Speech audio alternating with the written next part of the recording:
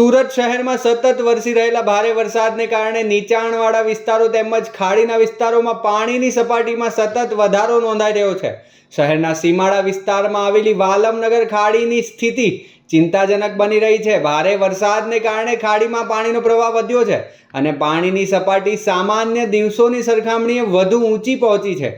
વાલમનગર સ્થિત ખાડીની આસપાસના વિસ્તારોમાં રહેલા લોકોને ખાસ સાવચેત રહેવાની અપીલ કરવામાં આવી છે. પાણી ભરાયેલા રસ્તાઓ, નીચાણવાળા વિસ્તારો અને ખાડીના કિનારા નજીક જવાનું ટાળવા સૂચના આપવામાં આવી છે.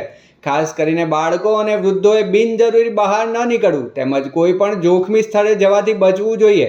સ્થાનિક વહીવટીતંત્ર અને સંબંધિત વિભાગો દ્વારા સમગ્ર પરિસ્થિતિ પર સતત નજર રાખી આવી છે. વરસાદની સ્થિતિને ધ્યાનમાં રાખીને જરૂરી તકેદારીના પગલાં લેવામાં આવી રહ્યા છે અને પરિસ્થિતિ પર સતત મોનિટરિંગ કરવામાં આવી રહ્યું છે. જો વરસાદનું પ્રમાણ યથાવત રહેશે તો પાણીની સપાટી હજુ વધી શકે તેવી શક્યતા હોવાથી નાગરિકોને સત્તાવાર સૂચનાઓનું પાલન કરવા અપીલ કરવામાં આવી છે.